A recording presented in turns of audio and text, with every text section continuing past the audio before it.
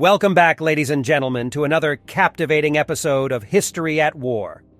Today, we embark on a journey through the tumultuous years preceding World War II, delving into a perplexing question. Did the Soviets meticulously plan a 1941 offensive against Nazi Germany? Amidst archives and military strategies, we unravel the controversy that has ignited fervent debates. Were the Soviets truly primed for an aggressive move, or were they blindsided by Hitler's unforeseen attack? As we navigate the intricacies of international diplomacy and military plotting, we aim to untangle the threads of history and shed light on this enigmatic chapter. In the year 1990, as the Cold War was approaching its conclusion and the shrouded secrets of Soviet-Russian history were beginning to surface, a Soviet defector named Vladimir Rezun, adopting the pseudonym Viktor Suvorov, released a remarkable analysis, asserting that Stalin had indeed orchestrated plans for an offensive war in 1941. 2 years on September 1, 1939, Nazi Germany's westward invasion of Poland triggered World War II, with Britain and France subsequently declaring war on Germany. Less known is that on September 17, 1939, the Soviet Union invaded Poland from the east, occupying the eastern part and gaining control over the region. So let's keep this into account. Back in 1941, the intentions to invade Germany by Stalin were allegedly thwarted by Hitler's swift Operation Barbarossa, titled Icebreaker, Who Started the Second World War. In its English translation, Rezun's groundbreaking book triggered an intense and heated debate within the community of World War II scholars, both within and beyond Russia's borders. However, this debate is generally perceived to have ended in Suvorov's disfavor, especially in Western Europe and the United States.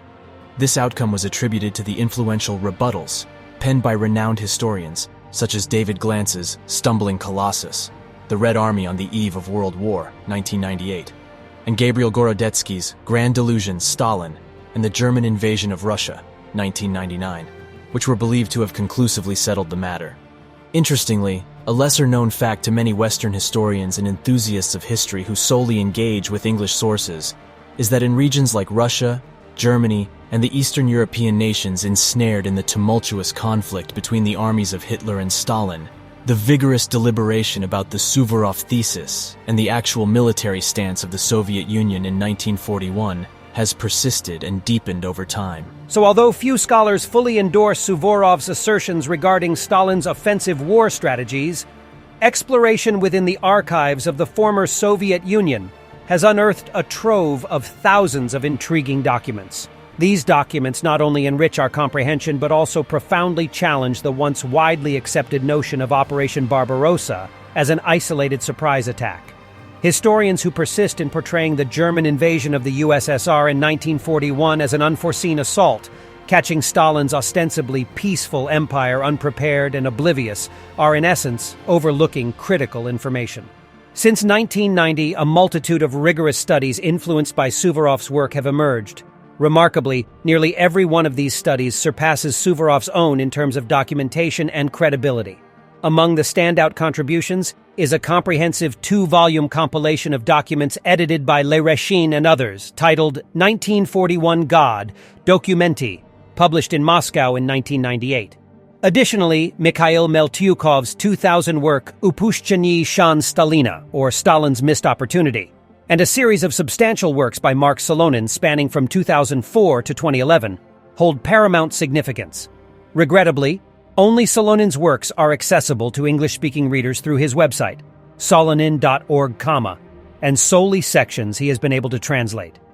Curiously, English-language publishers have demonstrated minimal interest in translating these invaluable works, or even critical document collections, such as 1941 God Documenti, which are scarcely available beyond Russia's borders. An exploration on worldcat.org reveals only 2 copies in the entire United States, one at Stanford and the other at the Library of Congress. Due to the scarcity of English translations and a certain lack of inquisitiveness, partly influenced by the critical stances taken by Gorodetsky and Glantz against Suvorov, and those who seriously entertain the questions he raised, most American and British history students remain largely unaware of the extensive insights gained since 1990 regarding the Soviet military disposition in 1941. These insights encompass a multitude of revelations, including Stalin's directives to construct the majority of new Soviet airfields, tank facilities, fuel stations, roads, and railways along the bordering districts adjacent to Hitler's Reich in 1941. Additionally, there was a pronounced intensification in the deployment of new warplanes and armored units within these very districts. Equally momentous was the colossal scope of Soviet military procurement and manufacturing leading up to the German invasion. These efforts skyrocketed to staggering levels in the initial 6 months of 1941, encompassing not just the renowned T-34 and hefty KV tanks, but also extending to light amphibious tanks and airborne brigades. Furthermore, the Soviet Union embarked on substantial capital investments in lightweight bombers such as the Su-2, P-2, and Il-2 Sturmovik. These aircraft were strategically designed to offer close air support for advancing armies within areas of air dominance, serving as Stalin's countermeasures to the German Ju-87 Stuka dive bomber and the Japanese Nakajima B-5N employed during the Pearl Harbor attack. Also diverging viewpoints exist among scholars, with figures like Glantz and Roberts adhering to a more conventional stance.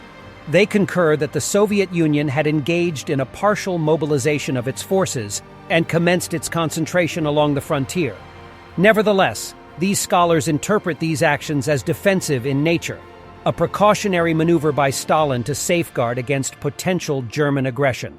This perspective portrays Stalin's moves as a demonstration of Soviet strength, primarily intended to buy time for the nation to rearm, while continuing efforts to appease Hitler.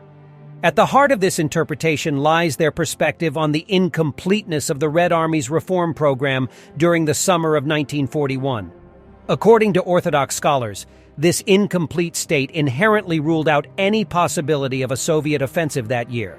However, the strength of this argument rests on two pivotal assumptions. First, Stalin was cognizant of the unpreparedness of the Red Army for an offensive. Second, he was concerned about whether the Red Army was poised for such an offensive. Therefore, one must approach with caution any attempts to decipher Stalin's precise thoughts or inclinations regarding Soviet military readiness. The intricacies of Stalin's strategic considerations and his willingness to contemplate an offensive move despite the incomplete nature of the Red Army's preparations underscore the complexity of understanding his mindset. This complexity reinforces the need for nuanced analysis when attempting to discern Stalin's intentions concerning the potential of a Soviet offensive during this period. What was the Soviet foreign policy at the time? Suvorov and other revisionist historians framed their claim of Stalin's desire to attack Nazi Germany in 1941 by analyzing Soviet foreign policy during the 1930s. They argue that Stalin's belief in the World Revolution provided an avenue to expand Soviet influence across Europe. Meltyukov, for instance, contends that the USSR aimed to spread socialism over a broader territory. However, this perspective is contested, particularly by Western historians, who highlight the overlooked debates within the Soviet leadership about foreign policy direction. Considering Zubok and Plashakov's revolutionary imperial paradigm, initially designed for post-World War II Soviet aggrandizement, sheds light on earlier diplomatic contexts. Soviet diplomacy wasn't solely about exporting Marxism's class struggle. It inherited Tsarist imperial ambitions, aiming to expand influence and ensure security through traditional great power diplomacy. The key question is, when revolutionary or imperial objectives dominated the Kremlin's thinking, rather than if Marxist ideology solely drove it. In assessing Stalin's foreign policy, realism outweighs ideology. Scholars' interpretations of Stalin vary, cold-hearted realist or fervent Marxist-Leninist. My inclination is toward the former. Stalin's actions weren't devoid of ideology, as seen in suspicions of capitalist threats. Still, he supported collective security with Britain and France through most of the 1930s, showing opportunism. His attempts focused on securing limited spheres of influence, not a broad European expansion. Stalin's foreign policy leaned heavily on realpolitik, rather than Marxist-Leninist notions of world revolution. He avoided overt expansion to maintain goodwill and cooperation with essential allies, understanding that aggressive aggrandizement could isolate the Soviet Union in a hostile global arena. Only the daring enthusiasts of Western military history who have come across Solonin's website are acquainted with the details of the war games carried out by the Soviet General Staff in January 1941, simulating an invasion of Hitler's Reich. Likewise, knowledge is limited to a select few about the revised Soviet war plans from March, and more notably, May 15, 1941. These plans specifically highlighted a powerful strike in the direction of Lublin, executed from western Ukraine. The objective was to sever the German Reich's access to vital oil supplies in Romania and crucial resources in the Balkans. Of particular significance, the May 15th war plan introduced the concept of a sudden blow. This approach aimed to catch the German army in its preparatory stage, before it could effectively organize its forces along the front, thereby preempting the adversary and wresting away any initiative from the German command. However, even amidst the wealth of new revelations from Russian archives, has the debate about the Soviet military stance in June 1941 concluded in Suvorov's favor? Not exactly. Despite the significant expansion of our knowledge regarding Soviet military logistics, deployment, and strategic planning, facilitated by 3 decades of fresh research, numerous uncertainties persist. These uncertainties commence with deciphering Stalin's actual intentions on the cusp of war. What is certain is that Stalin's address to military academy graduates on May 5, 1941, a speech of significant but clandestine import, marked a shift in offensive doctrine. In response, Communist Party propagandists received directives to intensify the Bolshevik indoctrination of Red Army personnel, promoting fervent patriotism, revolutionary determination, and a ceaseless preparedness for an overwhelming offensive against the adversary. In addition to this, the mobilization of Red Army reserves in June 1941, along with the concentration of Soviet armies along the western frontier, further supports the narrative. Furthermore, orders issued to the Western District Command between June 12 and 15, 1941, underscored the nocturnal movement of remote divisions to the border, with emphasis on operating under the cover of darkness. We possess information regarding a series of meetings convened by Stalin with his military advisors on May 24, June 3, 6, 7, and 9, 1941. Although we have knowledge of the attendees' names, the precise content of these discussions remains elusive. Whatever Stalin had in mind, an in-depth analysis of the special files from the Soviet Politburo leading up to Barbarossa unveils that his armies were not yet fully prepared to execute the envisioned powerful strike in the direction of Lublin.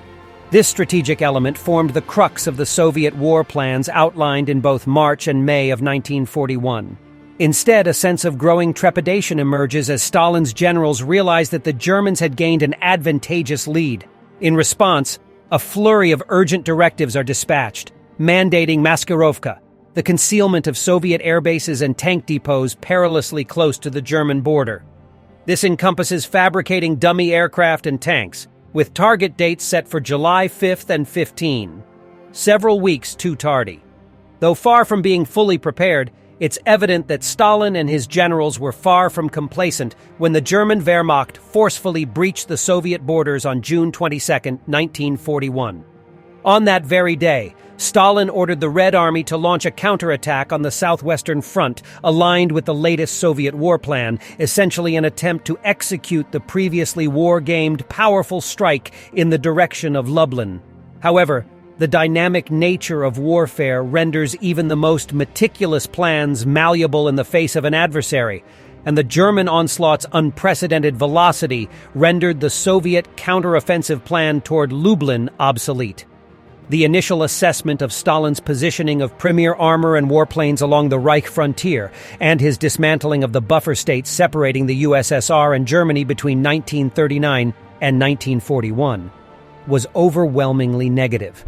The blame for the Russian setback in the border engagements lay predominantly with this disproportionately aggressive Soviet military stance, rather than with Stalin's purportedly misplaced faith in Hitler or his presumed disregard of Barbarossa-related warnings.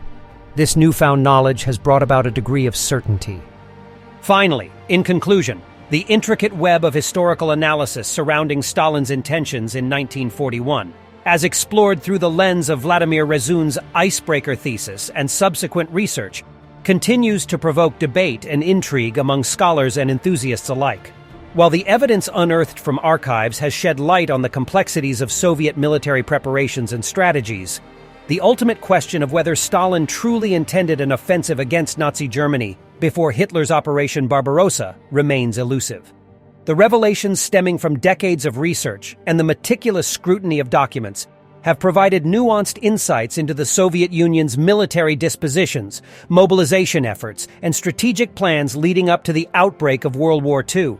The exploration of Stalin's foreign policy objectives and the examination of his military deliberations highlight the blend of realism and ideology that characterized his decision-making process. Whether driven by imperial ambitions, security concerns, or the belief in world revolution, Stalin's actions reflect a calculated and pragmatic approach to foreign affairs. The historical discourse regarding the Suvorov thesis and the question of Stalin's offensive intentions has evolved over time, with rigorous studies often surpassing the original assertions in terms of documentation and credibility. The examination of Stalin's speeches, directives, and interactions with military advisors provides valuable context, yet the challenge of definitively deciphering his true intentions remains. The revised war plans, the covert preparations, and the counteroffensive orders offer glimpses into the intricate strategic landscape, but they also underscore the unpredictable nature of war and the ever-shifting dynamics on the battlefield. In this ongoing academic exploration, it's important to acknowledge that the debate has not reached a definitive conclusion. The argument is multifaceted, influenced by diverse interpretations, historical contexts, and the complexities of understanding the mindset of a leader like Stalin. As we reflect on the extensive research and discourse that have emerged since 1990, we must acknowledge that the true motivations behind Stalin's military stance in 1941 may never be fully unraveled. Ultimately, the question of whether Stalin harbored offensive plans against Nazi Germany remains one of history's intriguing enigmas, inviting us to engage in continued scholarly discussion and analysis. As we conclude this captivating exploration into the intriguing question of whether the Soviets planned for a 1941 offensive against Nazi Germany, we invite you to share your thoughts and insights in the comments section below. The pages of history are never static, and your perspectives contribute to the ongoing discourse that enriches our understanding. Don't forget to subscribe to History at War for more thought-provoking journeys through the annals of time. Until our next historical rendezvous, remember, the past holds the keys to our present, and by unraveling its mysteries, we shape our future. Thank you for joining us. See you guys soon.